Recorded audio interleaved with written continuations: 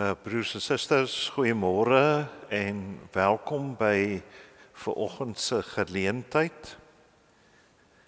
Vir my is dit 'n begrafnis, 'n diens, 'n lewensviering, 'n dankdiens, hoe jy dit ook al noem, het vir my twee kante. Daar's twee emosies. Aan die een kant is daar altyd hartseer. Hartseer oor die verlies, maar aan die ander kant is daar die tweede emosie en dit is dankbaarheid.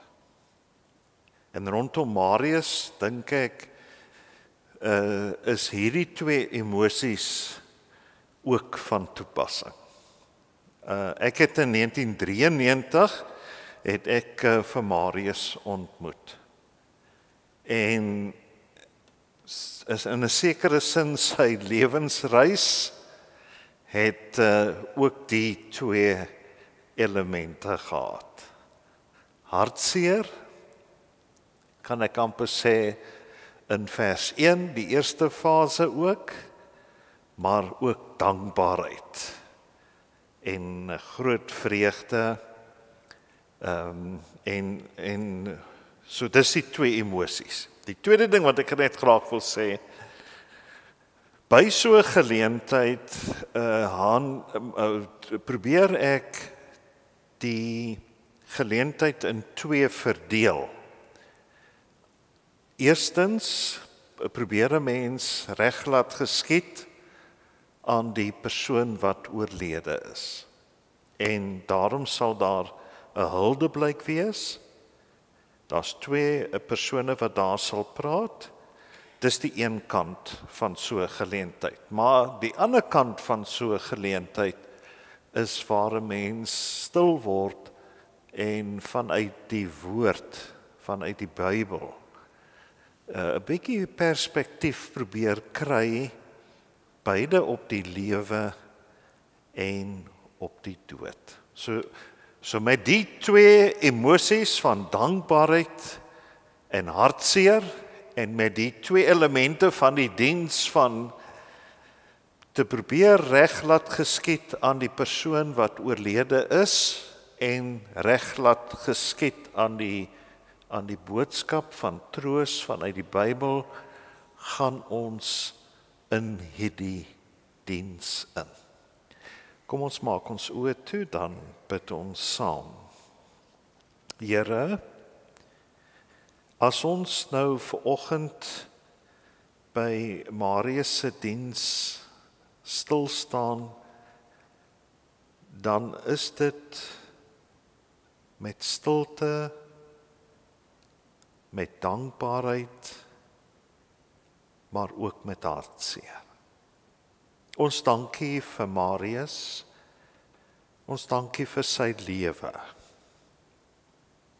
En u weet, Here, dat sy lewe het verskillende elemente bevat.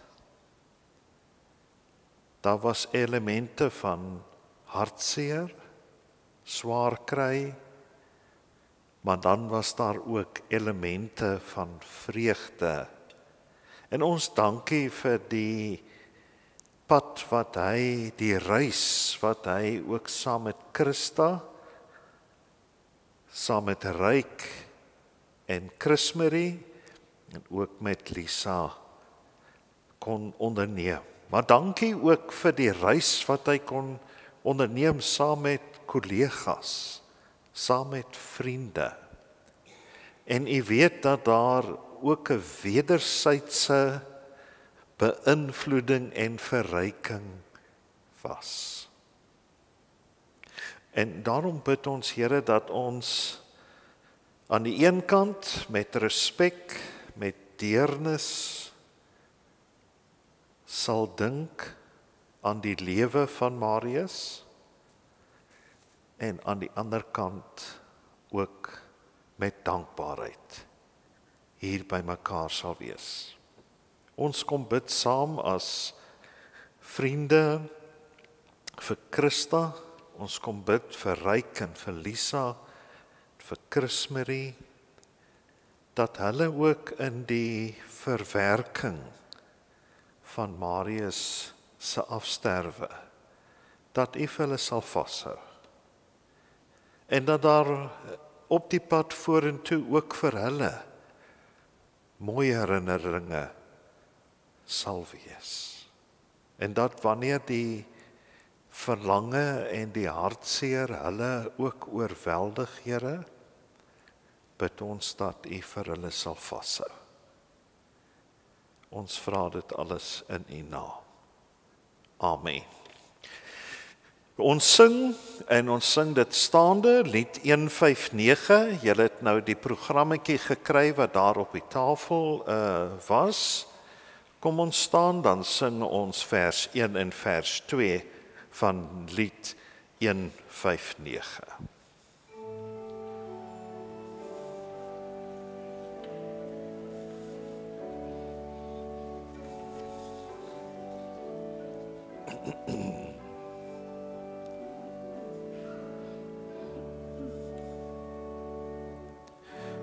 Dis U teenwoordig, laat ons bidend nader, hier waar ons voor Hom vergader. God is U teenwoordig, Heilig is die Here, buig in stilte Hom ter ere.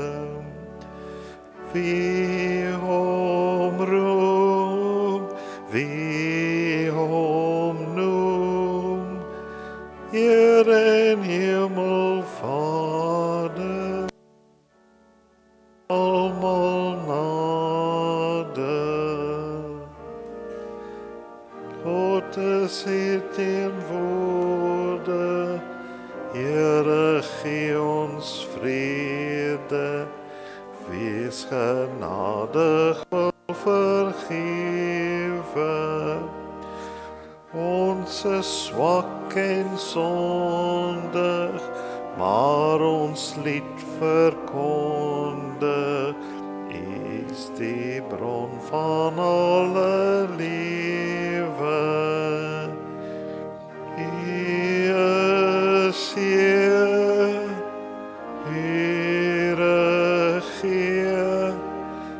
lei ons sal ons staan, aan U welbehaag.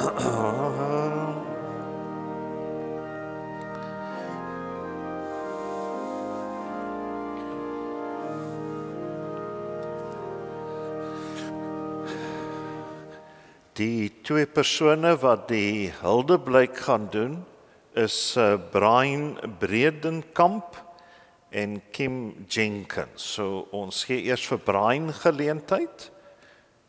Waar's Brian? Daar's hy. En Brian, jy kan hier kom staan.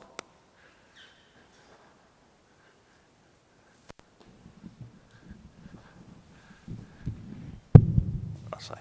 Jy kan hom maar. Ek kort daarvoor. Ek dink dit omtrent reg. Ja, sy brand net in hom maar. Christa, Ryk en Lisa en Chris Marie. Ons is vandag hier omdat almal wat hier is, was lief vir jou man, vir julle pa, jou skoonpa. En almal is hier om julle te ondersteun vandag. So ons is pelle, ons bekendes onder julle. En ons mis vir Marius baie. Ek gaan nie lank praat nie. Dominee is gedreig, die ou wat lank praat met maandag aanmeld vir kateksasie. En daarvoor is ek baie bang. So. Ek het vir Marius geken vir 40 jaar. Amper op die kop. Ons het mekaar ontmoet in die 3de week van September 1985. Dis my ingebrand, dis die begin van die akademiese jaar by Virginia Polytechnic Institute en State University. Die hele bek vol name daai. En op daai aand was die inhuldigingspraatjie, seker die verwelkomingspraatjie deur die rektor.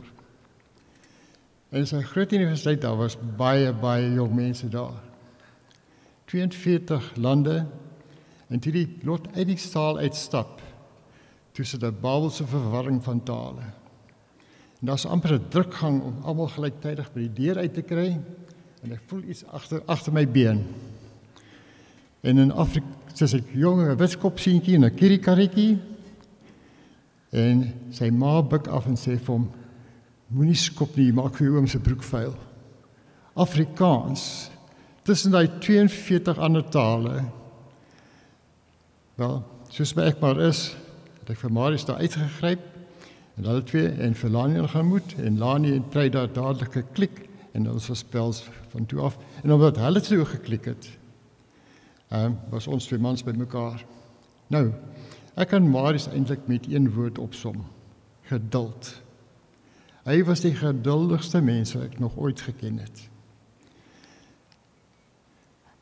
Hy was nie net geduldig nie, hy was nederig, beskeie, stil, nice, alles wat ek nie is nie.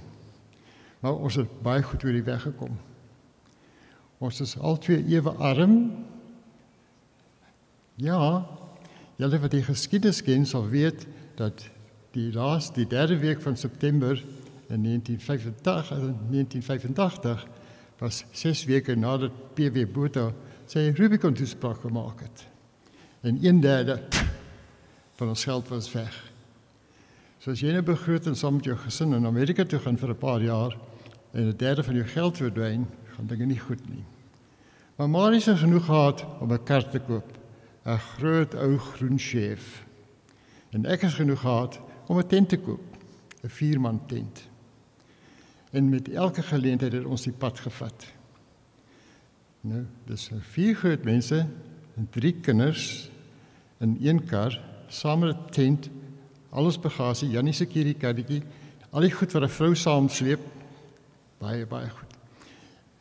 Okay, ons kon daarom aan die ry kom, maar s'nags, nou in die tent, as daar 7 mense in 'n ry lê in 'n 4-man tent, as een draai almal.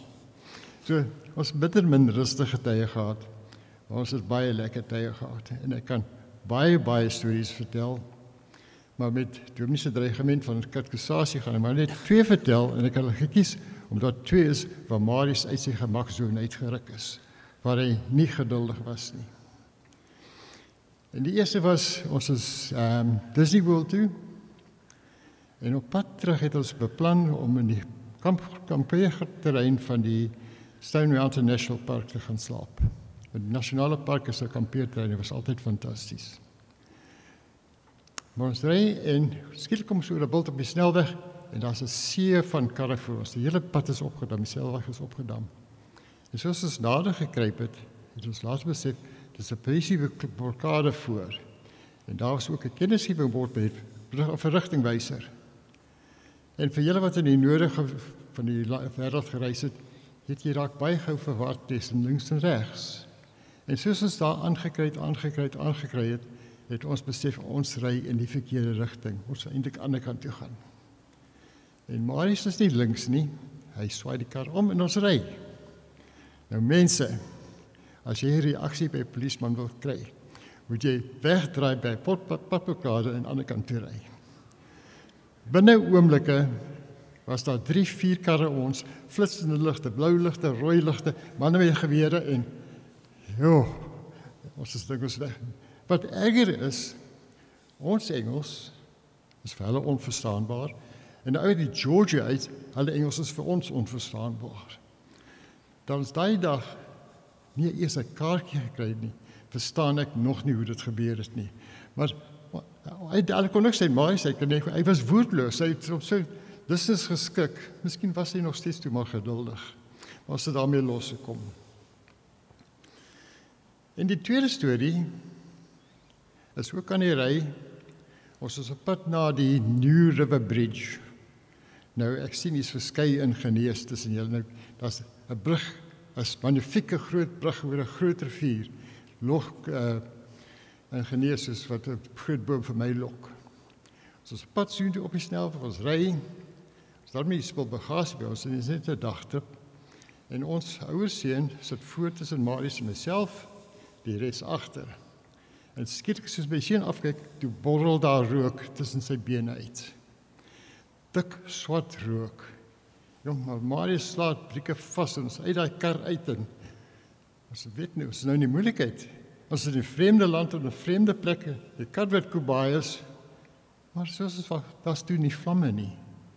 En soos ons gestaan het die rook bedaar en verdwyn. Ons het later agterkom, daai kar se vloerplate is so vrot, dat van die onderveld van die tapijt het op die exhaust gehang. En dis wat toe gesmeel het. Wel, ons het uitdag daarvan losgekom. En ek het toe by buurman 'n plank geleen en daar oor hy gat gesit en ons toe vir die res van dit altyd by die kar gery sonder verdere insident. So dis nou als voor julle tyd. Afval is later terug in Suid-Afrika. Die storie is hervat. Ons is toe op George gebly. Marius hulle was hier. Maar ons trek toe, ons mekaar heen en weer so af en toe gekuier. Maar toe later trek ons ook Stellenbosch toe. 1990, 1991. En toe vervat weer. En dis waar ek toe baie van julle almal ontmoet het. En ons ken mekaar nog al die jare. Nou, die ding het verander in Februarie van 1996, toe Treida oorlede is. En dit was natuurlik vreeslik traumaties vir ons almal. En toe is Marius alleen met Jannie. Nou, ek het net gepraat van geduld. Nou, toe Jannie nog 'n 3-jarige, 4-jarige seentjie was, het hy al die spierdystrofie. En hy kon nie saam met die ander kinders speel nie. Hy was fisies nie in staat nie. En hy het altyd net 'n blaar geluid gemaak. En Marius het nooit 'n woord gesê, net opgestaan en hom gaan besighou terwyl die ander kinders speel. Maar later van tyd het Jannie natuurlik baie groot geword, baie swaar geword en hy kon niks meer vir homself doen nie. En hy het nog steeds geblaar. Elke keer as hy iets benodig, as hy 'n muskiet hom geplaat, as hy oorgejuk het, as hy honger was, as hy iets wil drink, hy het geblaar en Marius het sonder teespak, sonder 'n woord opgestaan en dit gedoen. So ek sê, die geduldigste ou ooit. Ek kan nie daaroor klaar nie. Maar Lani en ek was ontferm oor die ouetjie wat Marius wat toe sukkel. Want hy is alleen. Ons moet vir my maatjie soek. En daar kom Christa in die prentjie. Ek koop toe 4 kaartjies vir die Baxter Theater. En ons nooi vir Christa en Marius saam. En hulle het blykbaar mekaar uitgekyk. Ons het nooit gesien hulle met mekaar gesels nie. Op pad terug, tjoep, stil hier agter in die kar. Nou as hulle tieners was het gesorgd, maar was nie so iets nie. Hulle het in 'n hoeke gesit en nie 'n woord vir mekaar gesê nie. Nou, ons het al vader die eksperiment het gedop. En die volgende oggend is Lani ek by Mug & Bean gesit en koffie drink. En wie kom verby gestap? Hier stap die tweeetjies hand aan hand. En dit ook gelyk asof 'n stuk rek om hulle is van ons heup aan heup. Sê, hoe dinge gaan beter as wat ons gedink het. En paar maande na dit, toe Jannie nou oorlede. En het is eintlik net 'n paar weke nadat die tweeetjies ontmoet het, vra hulle by ons kon kom kuier. Natuurlik ja, jy hoef nie te vra nie. Nee, maar so 'n amptelike besoek. Hulle kom ouers vra. En ek weet nie hoe lank Marius se geduld toegehou het nie, want as dit kort voor lank, toe staan nou weer pyjama drill vir die man.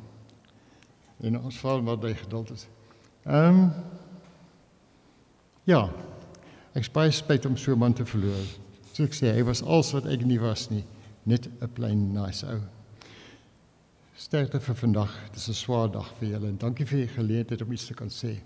Ek hoef ek aan te meld maandag dominee of ek vry. Baie dankie. Dit lyk my jy kan nog baie stories vertel, maar nee, baie dankie. Ons gaan dit eers daar behou. Anders dan gaan ons lank sit hier so. En Kim, are you going to speak in English? Yes, a little bit of Afrikaans with an English accent. Okay, that's fine. Miskien nie. Now you're going to have to lift that. That's fine. Great. A eulogy for Marius de Wet. Marius was one of a kind. He had time for everybody, and people really loved him. He was never in a rush because he really liked to take his time. Just as Brian said, daai geduld, né? Marius was always the same. A smile on his face, and interest in the people around him. Marius was a really accomplished academic and an excellent teacher. He found the field of geotechnics inspiring. His primary research was dispersion of fine granular materials and causes of erosion. He did it fantastically. Marius shared his knowledge, and there's no doubt that he contributed to finding solutions and supporting students. Marius was one of the few people we have known who honestly delighted in his work. He was like that. He relished being responsible for the education of the young engineers we have.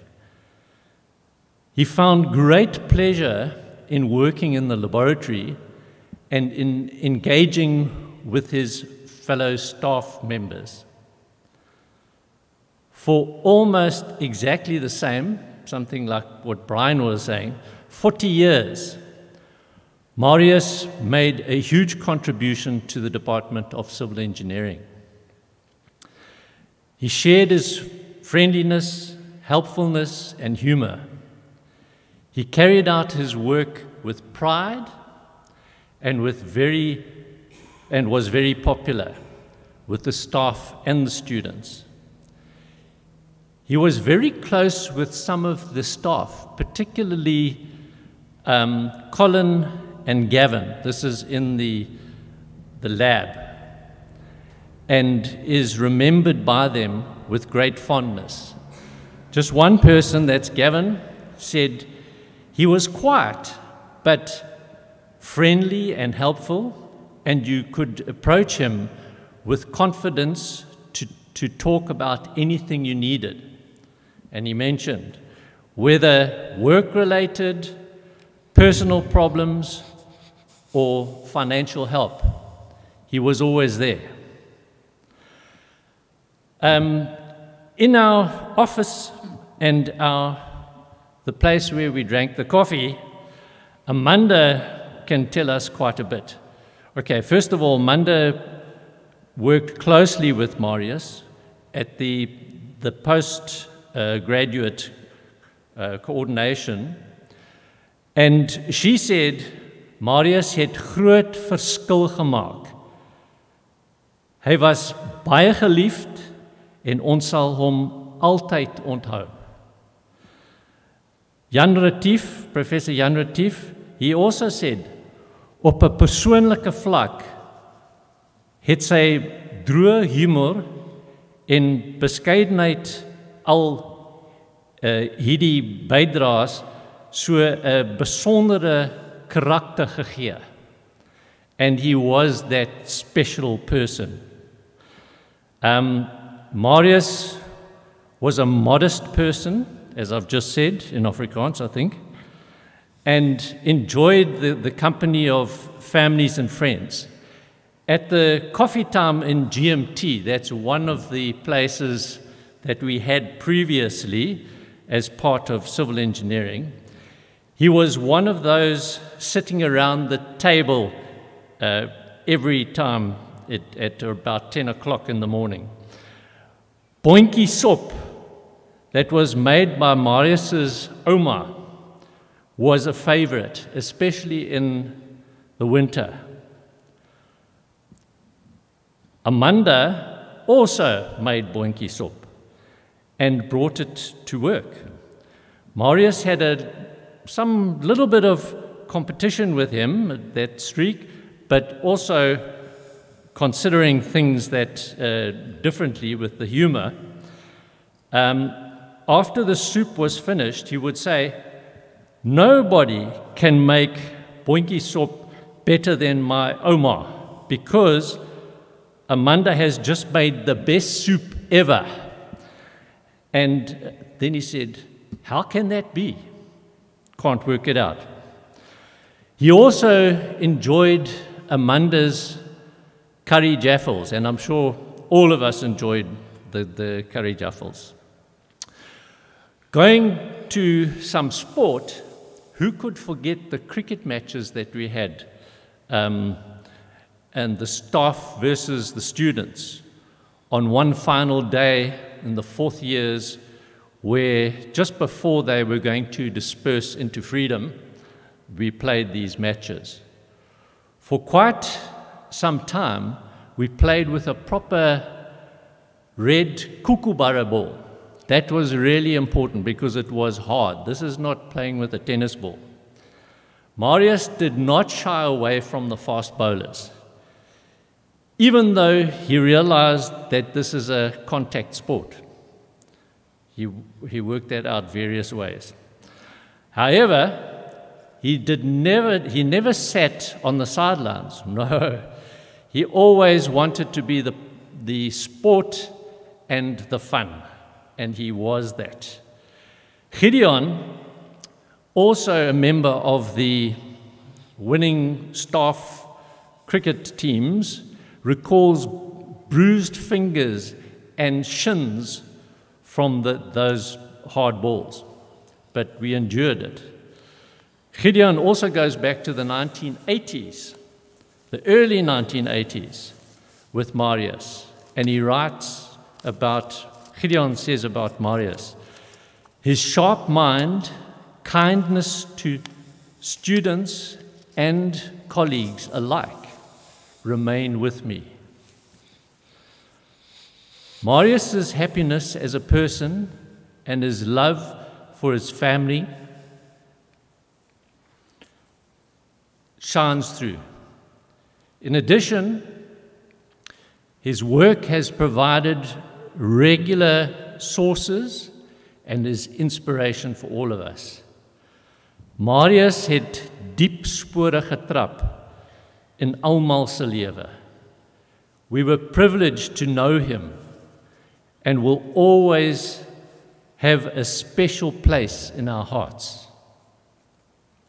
Our sympathies go to Christa, Ryk, and Chris Marie, who have lost a truly remarkable husband and father. Thank you. Thank you, Kim. Ryk, nou gee ons vir jou kans om die bedankings te doen.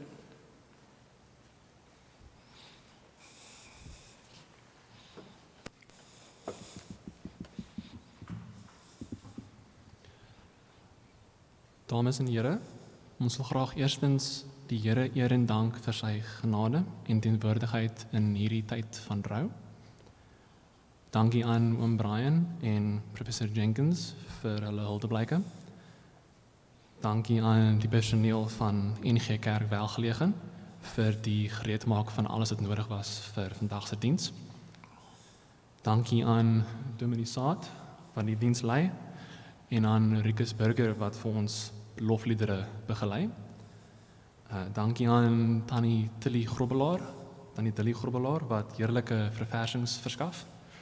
Dan wil ons veral dankie sê vir die pragtige bosse blomme wat vriende en bure gebring het of gestuur het. Vir die heerlike maaltye waarmee ons bederf is en vir elke boodskap van bemoediging en wat ons ontvang het. Dankie aan almal wat by ons aansluit op die diens se YouTube livestream.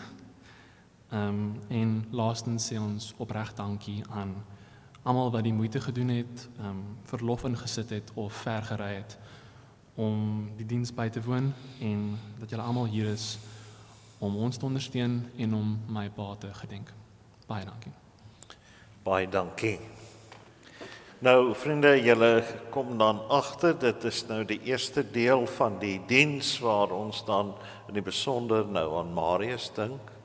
Ek gaan nou kans gee dat ons net 'n oomblik se stilte, stil gebed, en elkeen van ons het op ons eie manier kontak met Marius gehad, en as jy die vrymoedigheid het, dan kan jy dalk net in stil gebed dankie sê vir die Here, of as jy nou nie wil bid nie, dan kan jy maar net dink aan 'n besondere kwaliteit van Marius en net by jouself erkenning gee daarvoor.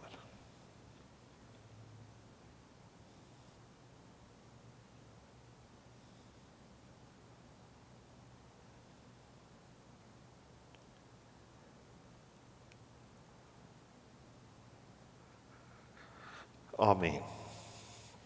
Vriende, ek lees vir ons uit Johannes hoofstuk 11, is 'n baie bekende gedeelte, en ek gaan vra dat jy kan maar net jou oë net toemaak en net luister, en dan gaan ek net 4 kort gedagtes uit hierdie gedeelte uithaal. Daar was 'n man met die naam Lazarus wat siek was. Hy was van Betanië, die dorp van Maria en haar suster Martha. Dit was die Maria wat die Here met geurende olie gesalf en sy voete met haar hare afgedroog het, wie se broer Lazarus siek was. Die susters het toe iemand na Jesus toe gestuur om te sê, Here, kyk, hy vir wie u lief is siek.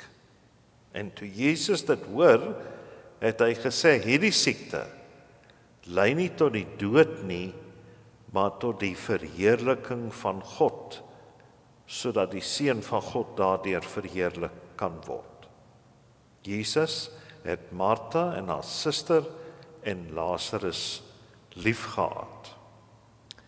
Toe hy hoor van Lazarus se siekte, het hy nog 2 dae vertoef op die plek waar hy was. Eers daarna sê hy vir sy disippels, kom, ons gaan na Judea. Die disippels sê toe vir hom, Rabbi, onlangs nog het die Jode u probeer stenig, en u gaan weer daarheen? En Jesus het geantwoord, is daar nie 12 ure in die dag nie? As iemand in die dag loop, struikel hy nie, omdat hy die lig van hierdie wêreld sien. Maar as iemand in die nag loop, struikel hy, omdat die lig nie by hom is nie. Nadat hy dit gesê het, sê hy vir hulle, ons vriend Lazarus slaap, maar ek gaan hom wakker te maak. Die disippels sê toe vir hom, Here, as hy slaap, sal hy mos gesond word. Maar Jesus het van sy dood gepraat, terwyl hulle gedink het dat hy van die rus van die gewone slaap praat. Toe sê Jesus openlik vir hulle, Lazarus het gesterf. En terwille van julle is ek bly dat ek nie daar was nie, sodat julle kan glo. Maar kom, ons gaan na hom toe.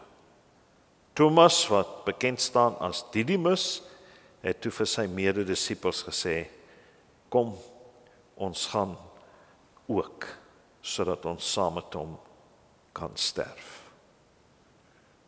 Toe Jesus daar aankom, het hy gevind dat Lazarus reeds 4 dae in die graf was.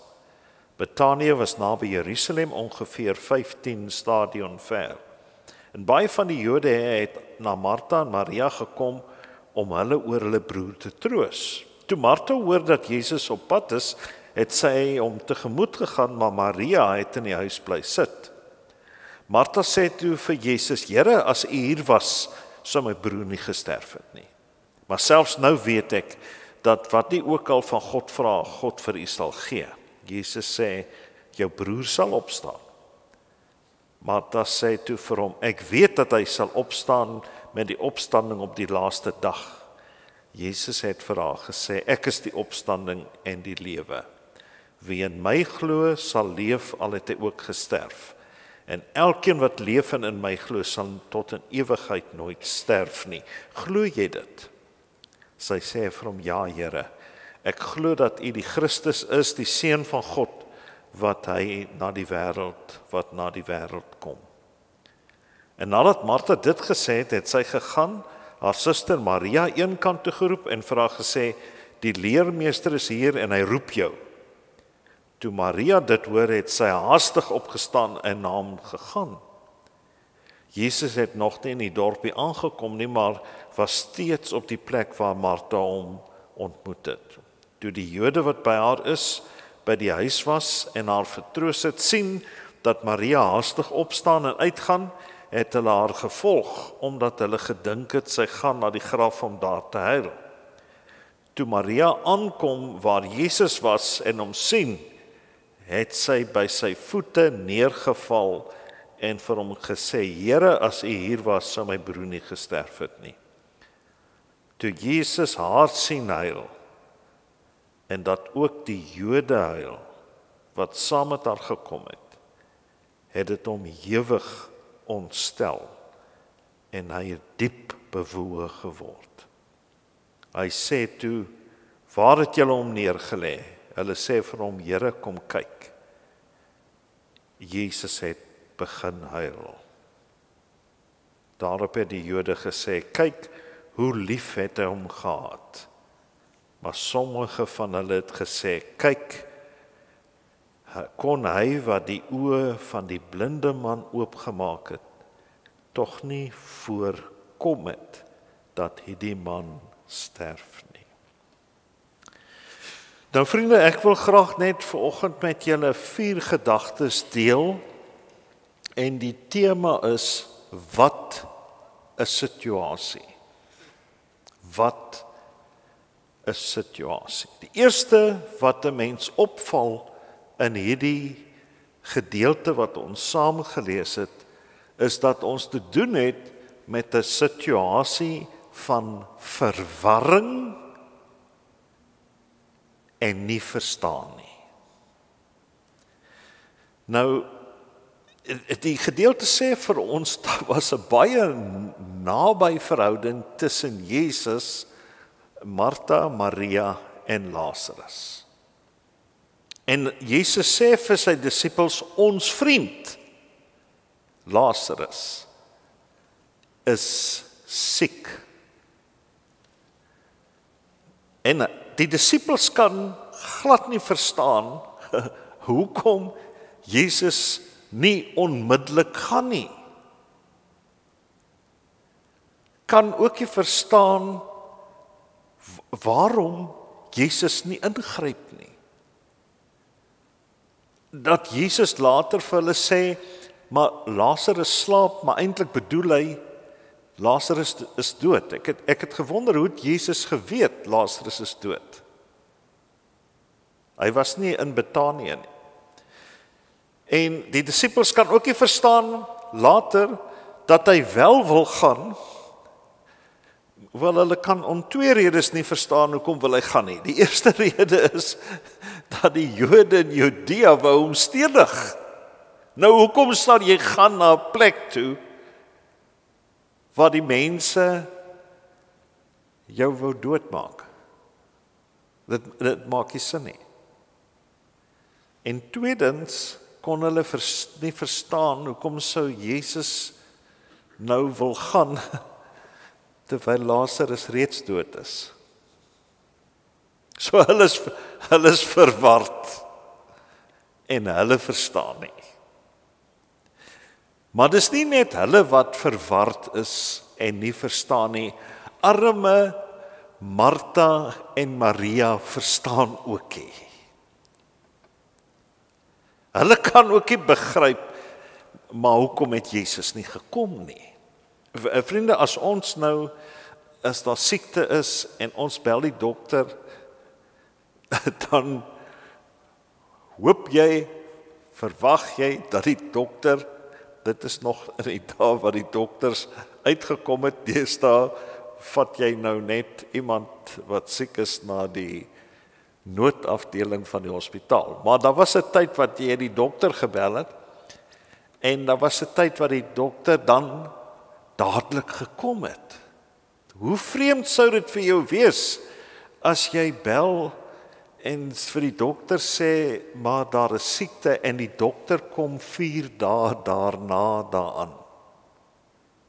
So die Maria en Martha kon ook nie verstaan nie. Why did Jesus not come? Geloof, vriende, is nie om noodwendig altyd te verstaan nie. Daar's 'n Latynse frase wat gebruik word om te verduidelik wat geloof is. En dit is die frase fides quaerum intellectum, wat beteken geloof soek verstaan. Geloof verstaan nie alles nie. En ek dink daar's mense wat vanoggend hier in die kerk sit, wat kan hulle vereenselwig met die soort geloof wat verstaan soek. Geloof is nie om dat jy alles verstaan nie, dat alles vir jou duidelik is nie, maar dat jy probeer verstaan, ook rondom die dood. Dis die eerste ding. Die tweede ding is, wat opvallend is in hierdie gedeelte, is die situasie van verwyte. Martha en Maria is ongelooflik eerlik met Jesus. Hulle verstaan nie, en dan sê hulle vir hom, as hy hier was. Nou vriende, julle weet nou, verwyte in 'n huwelik, in 'n huis, kan 'n baie negatiewe effek hê. As jy iemand verwyd, dan raak jy gewoonlik kwaad vir daardie persoon. En as moontlik van ons wat vanoggend hier sit, wat mense verwyd uit ons verlede. Daar is dalk mense wat hier sit, wat hulle ma en pa verwyd, oor hoe die ouers jou grootgemaak het, wat jou pa gedoen het of nie gedoen het nie, of jou ma moes gedoen het, wat sy nie gedoen het nie, of iemand het jou te nagekom, en jy sit met die verwyd binne 'n werksituasie. Die Martha en Maria sê vir Jesus, Here, we don't understand you. Why? Waarom het hy nie gekom nie? Lazarus is dood. Dis te laat. En die interessante vir my is dat Jesus die verwyte absorbeer. He takes it. Wat doen ons gewoonlik as iemand jou verwyd? Wel, jy kan of skuld erken, nee? Of jy kan jouself verdedig. Wat ons gewoonlik doen, is ons verdedig onsself. Ons sê gewoonlik, ja maar, jy moet in ag neem. Jy weet, dinge is, ja. Of die derde reaksie is, jy absorbeer dit. You take it. Jy hanteer dit. Jy toon begrip. En dit is die wonderlike van Jesus in hierdie gedeelte is, he takes it. He takes it. Vriende, ons het die idee dat ons selfs in ons verwyte teenoor God, jy weet, asof God nie daarvan hou nie. Asof hy ontsteld sou raak dat ons verwyte oor hom het, teen hom het. Wel, as jy so dink, dan moet jy nie die psalms lees nie. As jy die psalms lees, dan is dit deurspek met verwyte teenoor God. En as daar van julle is wat vanoggend hier sit met verwyte teenoor God, you don't have to run away. Jy kan na hom toe gaan. He takes it. In die psalms lees jy, God, waar is U? Waarom het U nie? Ag, en so sou mens kon gaan. Jy hoef nie met jou verwyte weg te hardloop van God nie. Jy kan na God toe gaan. Hy absorbeer en luister na jou verwyte. Dit bring my by die derde. Ons het nie net hier in hierdie gedeelte 'n situasie van verwarring en nie verstaan nie. Ons het nie net 'n situasie van verwyte nie. Ons het 'n situasie waar Christus toetree. Ja, hy kom laat. Hy kom nie volgens die tydsindeling wat Maria en Martha wou gehad het nie, maar hy kom. Baie keer dink ons dat God as het ware hom eenkant hou. En daarom praat ons van God se toelatende wil. Beth Midler het die liedjie gesing From a Distance. En ons dink God kyk na lyding en swaar kry from a distance. Dit is nie hoe Christus vir ons kom wys. Dit is nie hoe God is nie. Hier sien ons 'n voorbeeld nie van die toelatende wil van God nie, maar van die inlatende wil van God. Christus bly nie waar hy was nie.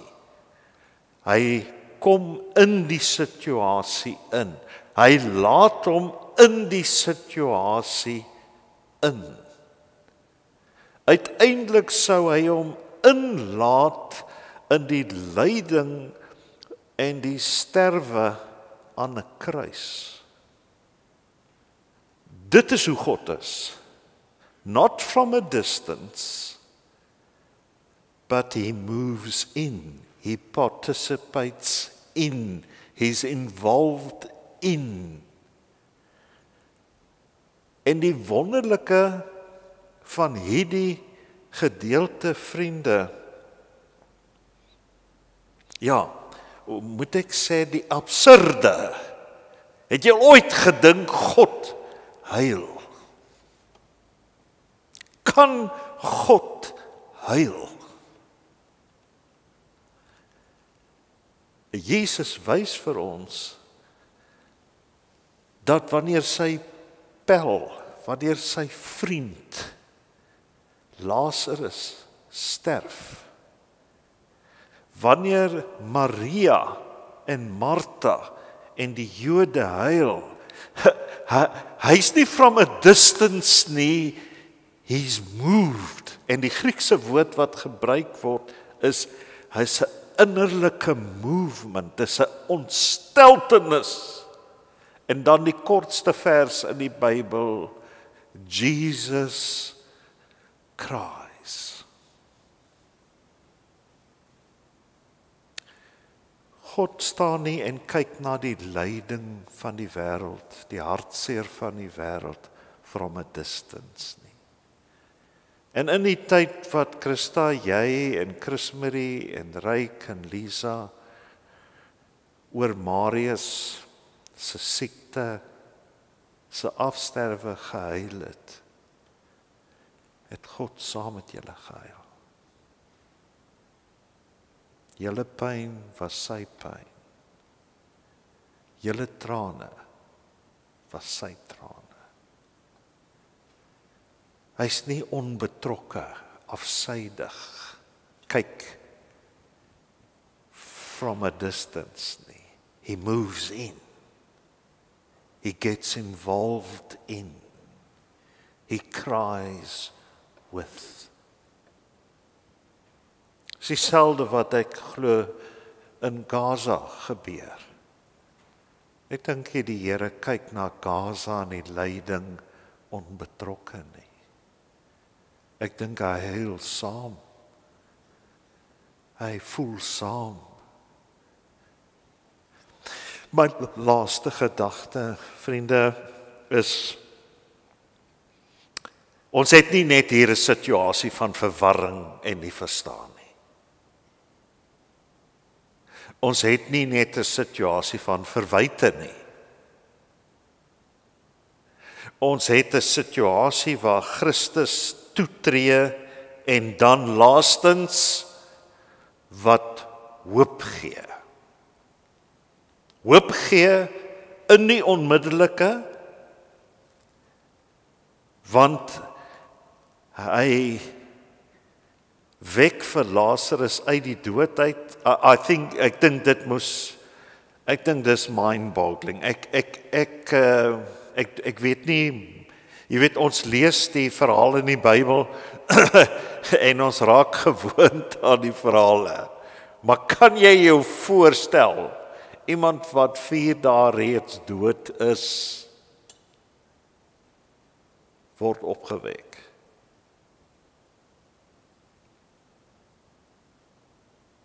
Dit is onbeskryflik.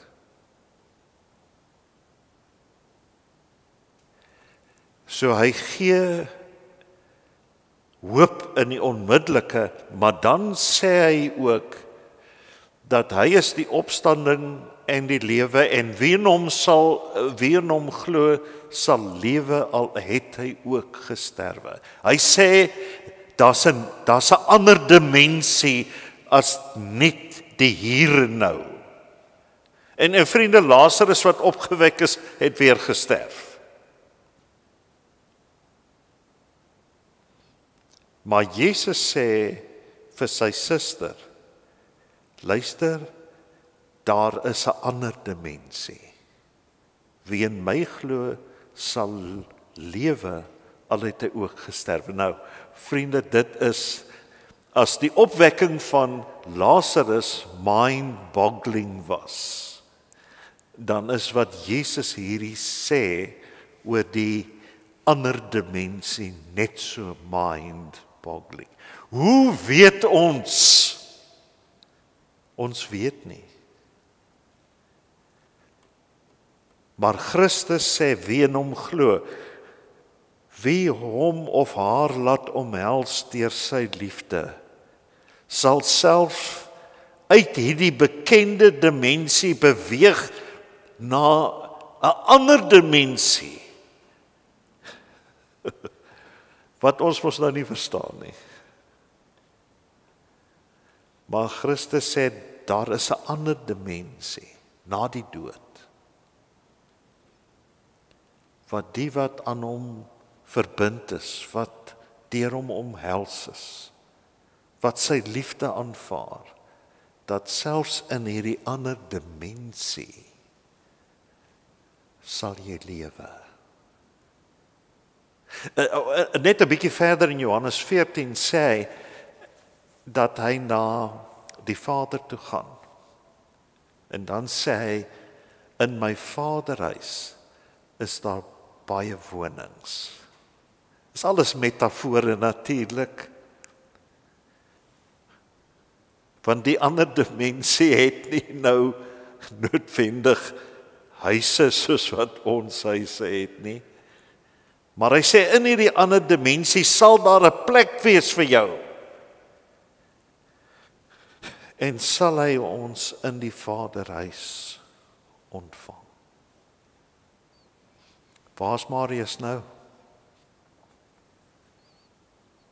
Ons sou kon sê,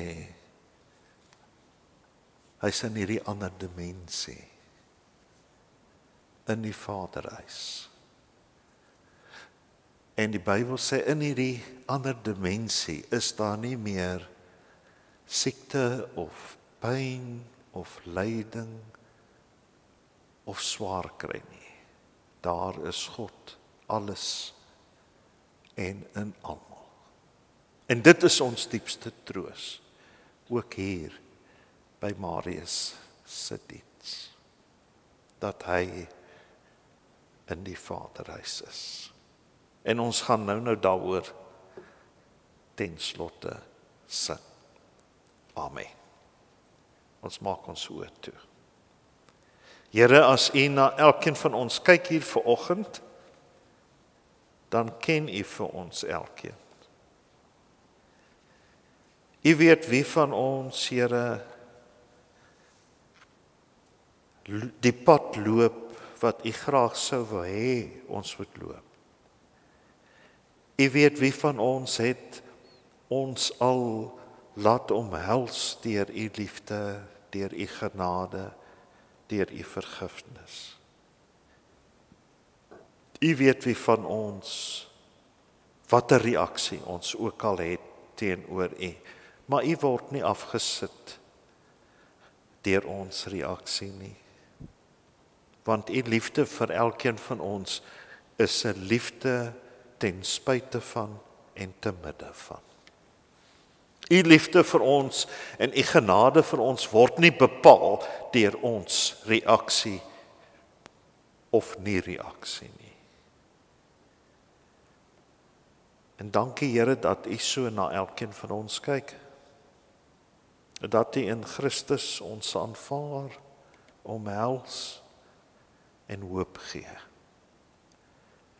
En dankie Here dat U so ook na Marius gekyk het. Ook so na my.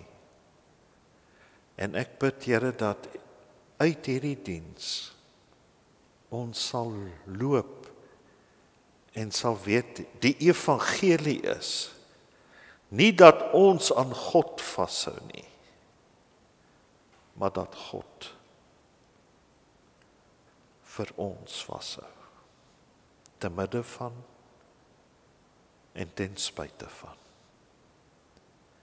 En ons dankie Here dat ons as vriende vir Christa, Ryk, Lisa, Christmarie aan U liefde kan opdra, aan U genade. En dat ons kan bid dat U genade vir hulle sal omsingel, elke tree van die pad. Dankie dat U ook vir hulle vashou. Troos hulle Here en versterk hulle. En lei vir hulle. In Jesus se naam. Amen. Nou gaan ons lied 602 saam sing. Ons sing daarvan 'n dimensie wat jy nie sien nie, né? Dit was vir my baie oulik toe Brian nou vertel het dat die aand wat hulle teruggery het van die Baxter af, kon hulle niks sien gebeur, maar die volgende dag, what a comeback, hè? Die volgende dag loop Christa en Marius hand aan hand. Hulle kon nie die liefde sien hulle kon nie sien dat daar iets gebeur. Maar die volgende dag, toe kon hulle sien. Ek het gesien hoe Christa geglimlag het. So dit lyk vir my sy onthou die liefde vriende is ook nie iets wat jy kan sien nie, né? Ek bedoel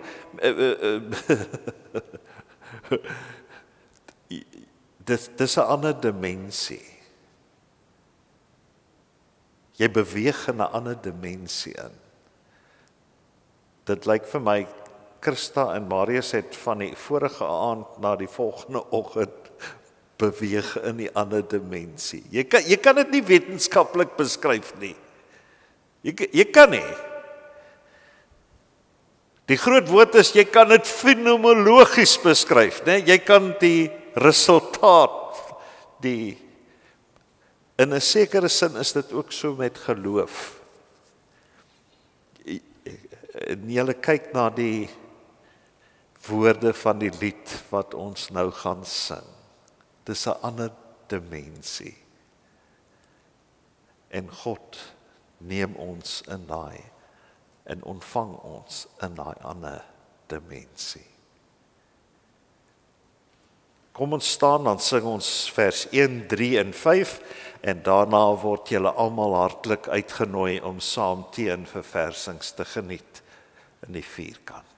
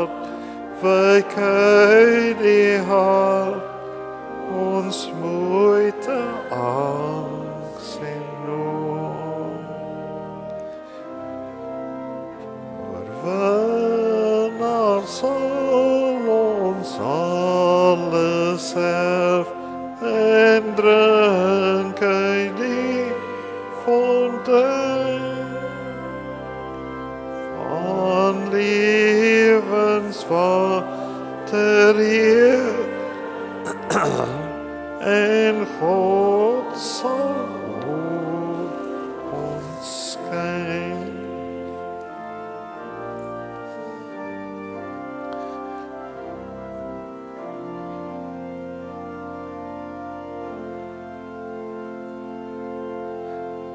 Ek gaan nou die seën uitspreek en nadat ek die seën uitgespreek het, gee ons eers vir die familie kans om die kerkgebou te verlaat en dan sluit ons by hulle aan. Die genade van ons Here Jesus Christus, die liefde van God ons Vader en die troos en die leiding van die Heilige Gees is met julle elkeen. Veral Christa vir jou, Ryk, Lisa en Chris Marie. Amen.